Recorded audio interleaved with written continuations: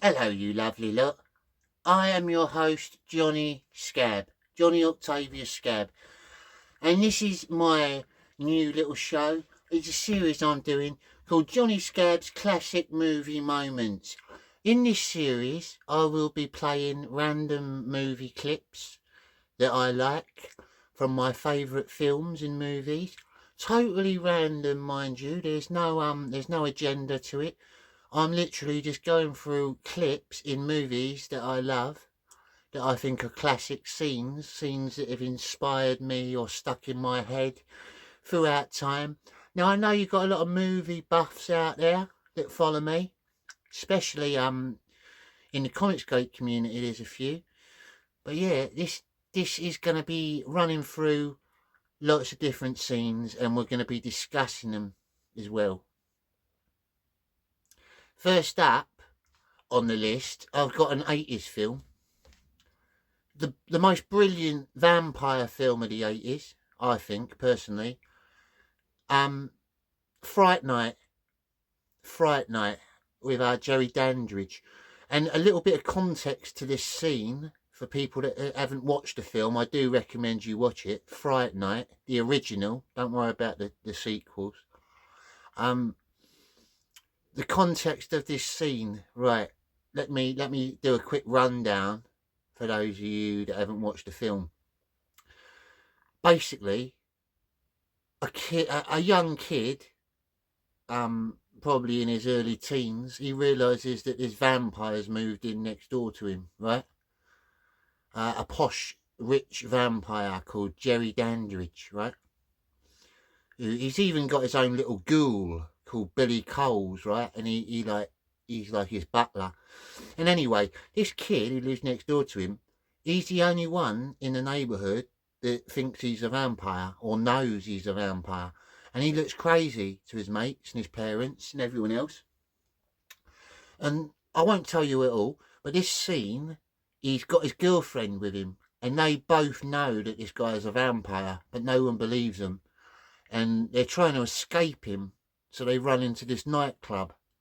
And he basically just like walks into this nightclub, entrances this kiddie's girlfriend and starts dancing with her. The kiddie notices and he goes to try and fight him. And Dandridge is obviously a vampire, so he just fucks him off, doesn't he? Because he's like super strong.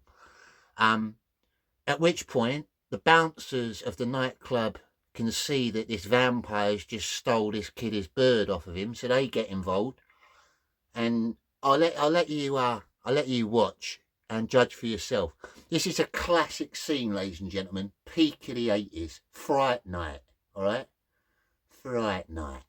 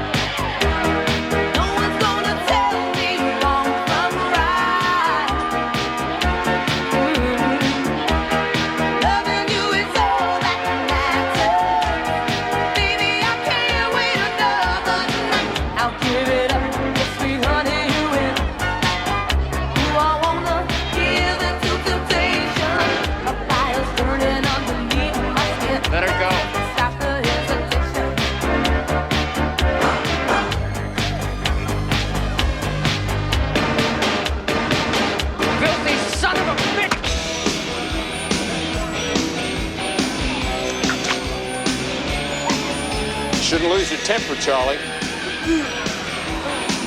It isn't polite. You can't kill me here. I don't want to kill you, Charlie. I want you to bring Peter Vincent to my house, just the two of you. That is, if you ever want to see Amy again.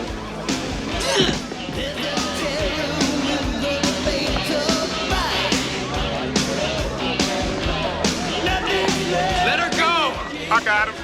Come on. Mine. You want chicken, man, you go someplace else. Out of my way. Move.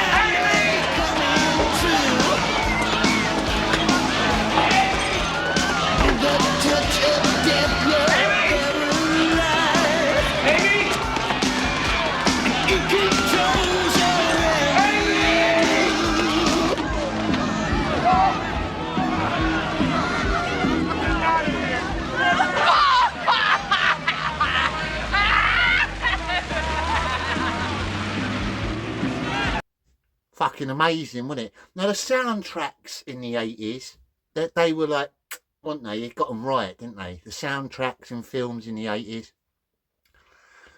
Yeah, I recommend that film. Really good vampire film. Bit cheesy, but funny. Good. Well done. Now this next one, there's a lot of, it's a franchise of movies. I'm a big fan. And there's a lot of scenes that are really good scenes in some of the movies. But I've picked one scene particularly that stuck with me when I first watched it as a young'un, right? It really, it captured the essence of creepiness, like the way he explains it. And obviously this film I'm about to talk about is a classic horror film. Many, many fans. And that is Halloween. Michael Myers. Now, I know the series went a bit like, lots of different remakes, lots of different people putting their boat in it, their oar in, sticking their nose in. But personally, I like the first two movies. Very first two, the originals. I don't really, I've watched every other one, but it's not really my thing. And I don't mind the Rob Zombie ones. Rob Zombie ones are alright. But this scene, ladies and gentlemen, this is Dr. Loomis, right? And for those of you that have never watched Halloween, let me give you a little rundown like I do. Michael Myers, he's a psychopathic kid. He was about 6 years old when he murdered his sister, who was babysitting him. Got put in a mental hospital, escaped when he was like in his 20s, and then went back to his little town, Haddonfield, to wage havoc on the residents. But he only hunts down like unruly teenagers, normally, people that are neglectful, babysitters and things like that. But he doesn't normally tend to hurt kids or innocent people. He's got a bit of a moral code, is Michael. Unless you get in his way, then he'll just stab you up. But I don't think... some people say he's possessed by demons. This scene is his psychiatrist, right? His psychiatrist, Dr. Loomis, badass motherfucker, right? He's been telling people for years, right? Because Michael Myers escaped the mental institution. He's been telling people that he needed to be put in a higher strength facility because this guy is basically the devil. There's no one's going to stop Michael Myers, right? And this is him explaining Michael Myers to the local sheriff. And this scene, ladies and gentlemen, this really stuck in my head when I first watched the film. I thought that is brilliantly done. How creepy is that? It explains everything. Like, anyway, I'll let you watch it. Great film. Enjoy. I met him 15 years ago. I was told there was nothing left. No reason, no conscience, no understanding, and even the most rudimentary sense of life or death, of good or evil, right or wrong. I met this 6-year-old child with this blank, pale, emotionless face and the blackest eyes, the devil's eyes. I spent 8 years trying to reach him, and then another 7 trying to keep him locked up, because I realized that what was living behind that boy's eyes was purely and simply evil. What do we do? He's been here once tonight. I think he'll come back. I'm gonna wait for him. I still think I should notify the radio and television. No. If you do that, they'll see him on every street corner. They'll look for him in every house. Just tell your men to keep their mouths shut and their eyes open. I'll check back in an hour.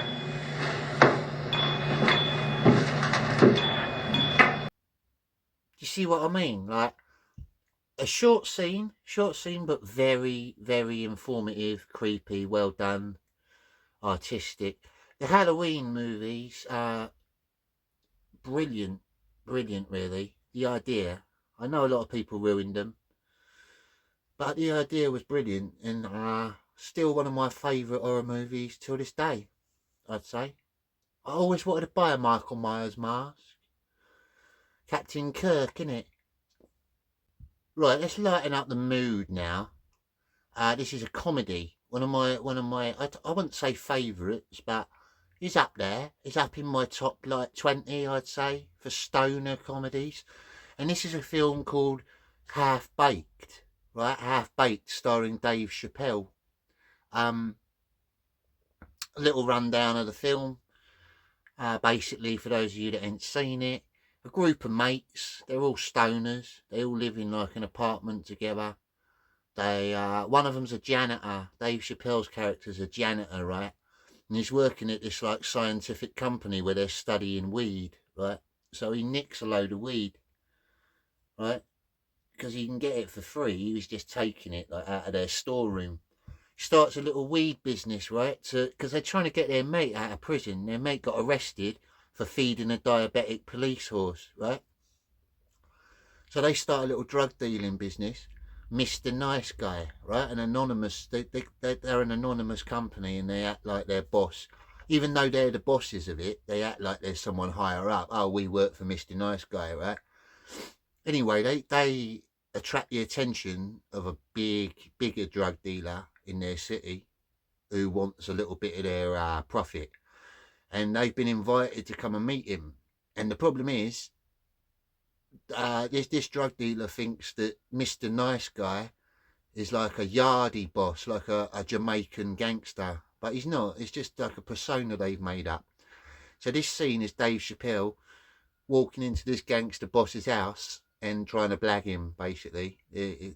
I'm Jamaican, right?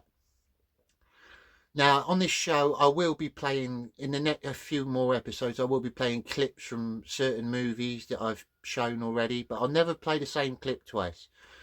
So here we are. This is Half Baked. This is the scene where Dave Chappelle, or Mr. Nice Guy, comes in to do business with Samson Simpson, who is a big actor. You'd notice him, you'll recognise him straight away. And he's also a big-time drug dealer who can get you anything you want. So here we go. I recommend it. Well. If it isn't Mr. Nice Guy. Welcome to my lair. Well now, tell me a little bit about yourself. Well, I be from Jamaica, man. Not a mercy. What part of Jamaica? Right near the beach. Boy! I think you're bullshitting me. Samson Simpson, I stick by my story. I'm from Jamaica. If I wasn't Jamaican, then why would I wear this hat? Delilah, get me 814. 814. The fuck is 814?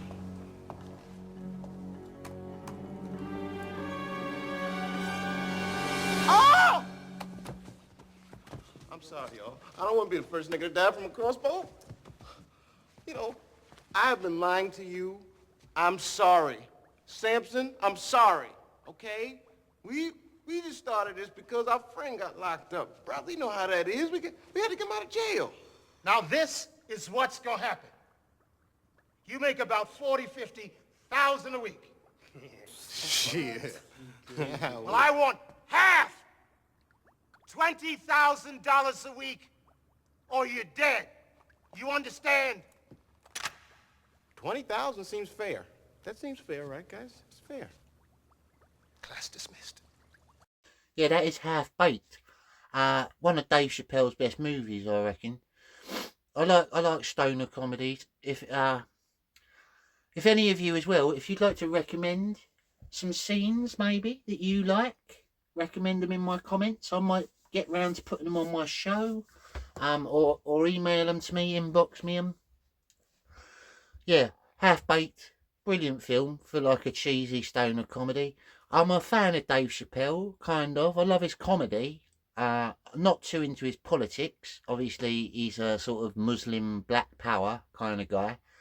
But I think I could chill with him and have a joint and convert him. I think I could take him away from Islam. He's alright. He means well, I think. The next film, ladies and gentlemen, is probably one of my all-time favourites. I'd say top 5, right? It's got brilliant actors in. It's from the 90s. Amazing actors, all-star lineup. And it's a film called True Romance, right?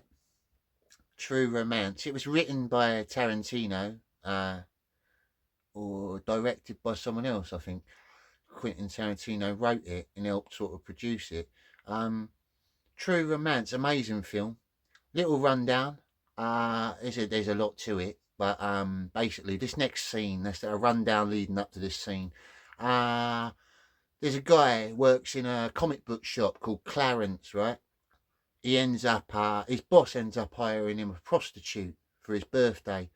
They can't, anyway, push comes to shove. He falls in love with this prostitute, right? Once he realises she's a prostitute. And then he goes to basically warn off her pimp, right? She's a prostitute, she's got a pimp, obviously. And he sort of sees himself as her boyfriend now. So he goes to this pimp, right? To like warn him off and say, right, she's not working for you anymore. She's my missus, right? And then he ends up killing this pimp, right? In this big fight. And he steals this pimp's drugs, right? And this pimp is played by Gary Oldman, brilliant actor. Drexel, his name is. He's a white guy, thinks he's Rasta, right? Part Navajo. Yeah. Anyway, this pimp is working for organised crime group, like a higher up mafia family, right?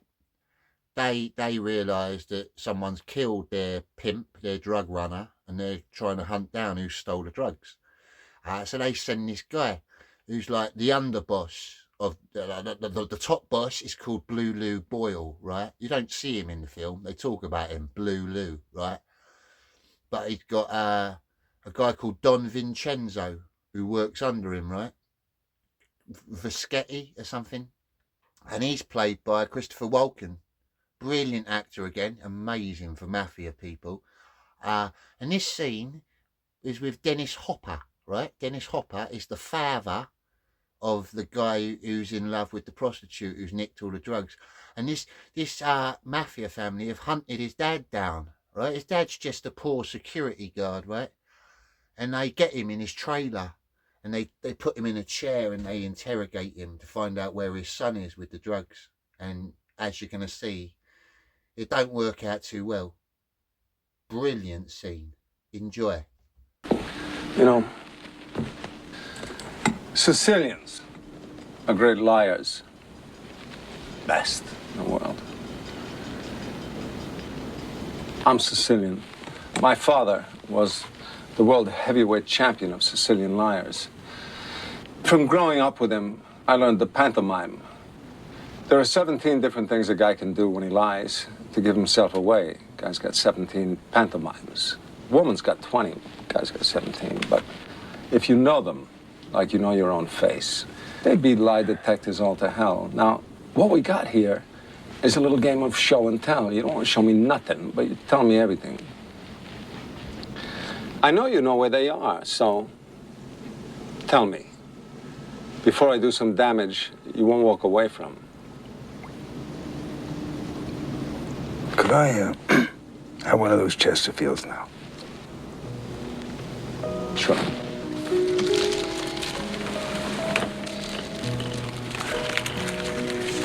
You got a match?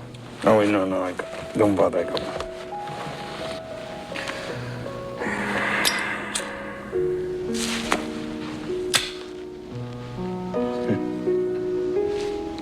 You're Sicilian, huh? Sicilian. You know, I read a lot, especially about things, about history. I find that shit fascinating. Here's a fact, I don't know whether you know or not.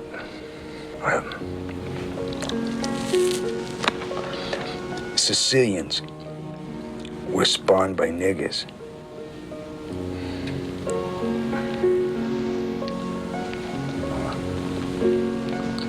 Come again?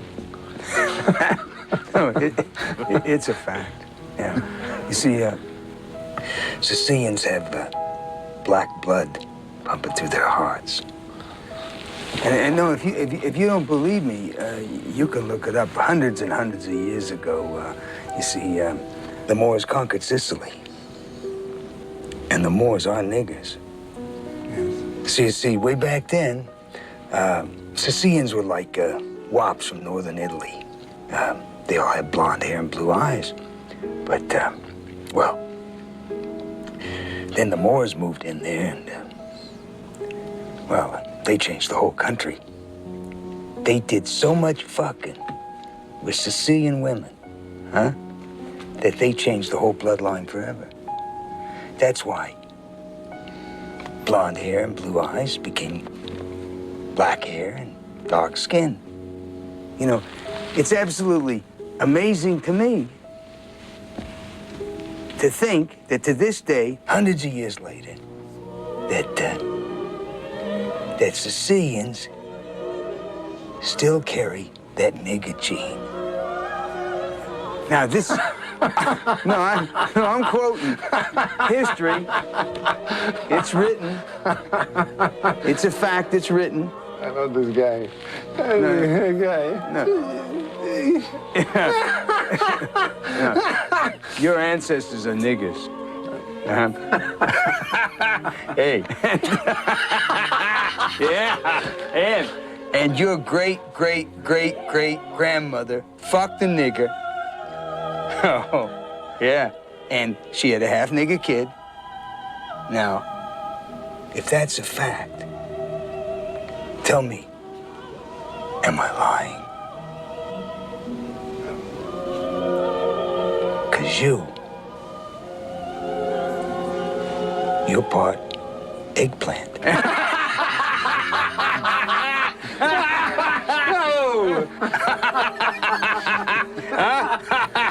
Hey.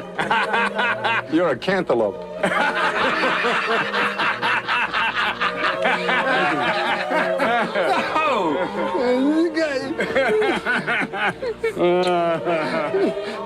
Beautiful.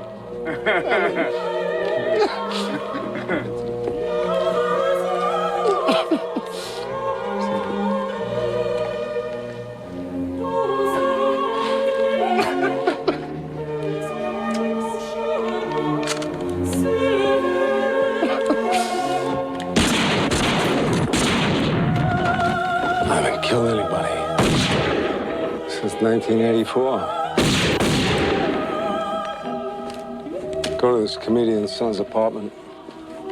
Come back with something that tells me where that asshole went. So as I can wipe this egg off my face. Che succede? I turisti che tutti i siciliani sono neri e dove c'è su marzo. Fix this fucked up family for good. Fucking amazing scene, isn't it? Amazing, right? True romance, people. You've got to watch that movie. Highly recommended. A-star, A-list actors. Amazing plot, storyline, everything. And as you can see, a little bit of history thrown in there about the Sicilians. No offence if you're a Sicilian. It wasn't me who wrote the film. Next up, we got a bit more of a light-hearted movie again. Again, with I showed you a clip at the beginning, Miss Fright Night with Chris Sarandon, right, as the vampire. This is another film with Chris Sarandon in, and Kerry Ells. It's called Princess Bride. It's like a comedy fantasy. Again, one of my favourite films. It's got Andre the Giant in it. It's got Wallace Shawn. It's got loads of famous people again. Mel Brooks, I think, is in it, or Billy Crystal, one of them. Miracle Max. Yeah, you got to watch it. It's a hard one to explain again, but I'll give you a little rundown. In this scene, Chris Sarandon is like an evil prince, right?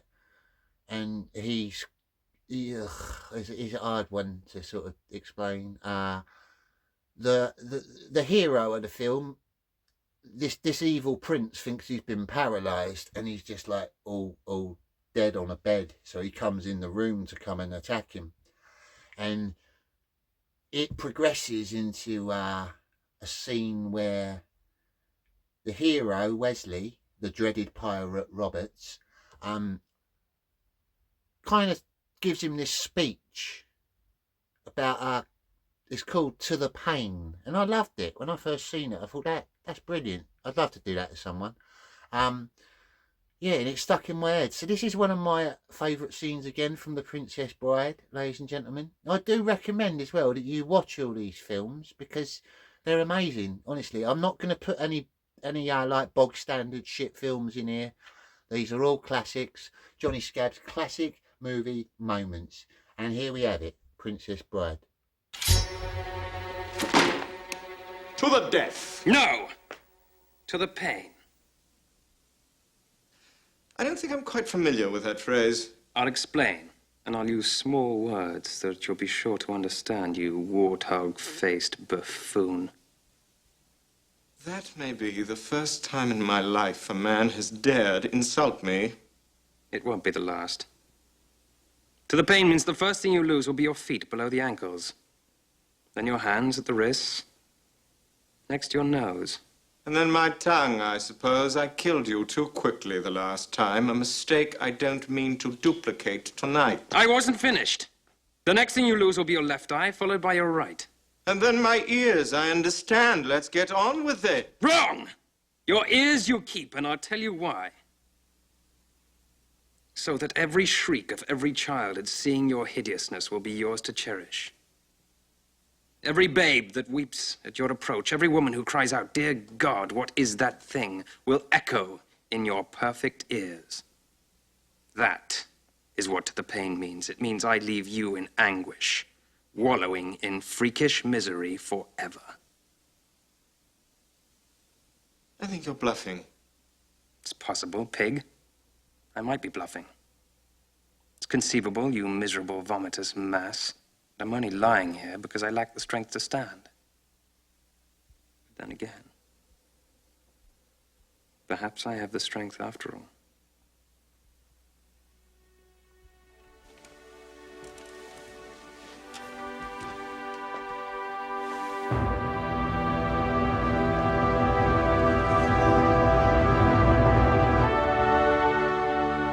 Drop your sword.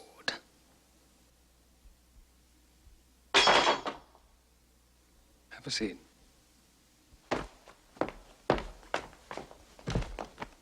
Tie him up. Make it as tight as you like. Oh! Where's Fezzik? I thought he was with you. No. In that case... Help him. Why does Wesley need helping? Because he has no strength. I knew it. I knew you were bluffing. I knew he was bluffing. Another amazing film, Princess Bride, amazing movie. Yeah. And so that has been some of my classic movie moments. Thank you for tuning in, ladies and gentlemen. I will be doing more of these. These are little short shows just to get you inside the mind of a movie man, right? So I love cinema. I love cinema. I love acting. I love all sorts. I've always, when I was younger, TV was kind of my best friend. I was like Cable Guy, you know, like a kid on Cable Guy. So I used to watch TV a lot. All these movies that I saw that I wasn't really allowed to see when I was younger. But yeah, they've been some of my favourite clips, and I will be back soon with more. If you enjoyed this show, please leave comments, please leave likes, please subscribe, like, share. Do whatever you can to help Uncle Johnny out. Because I'm trying to get my channel up again. Enjoy your movies. And if you've got any clips you'd like to see or recommendations for movies that I could look at, clips I could look at, put on the show, please email them to johnnyscaboffficialartworks@gmail.com or contact me on X or comment under the video. Much love, people. Get your popcorn ready.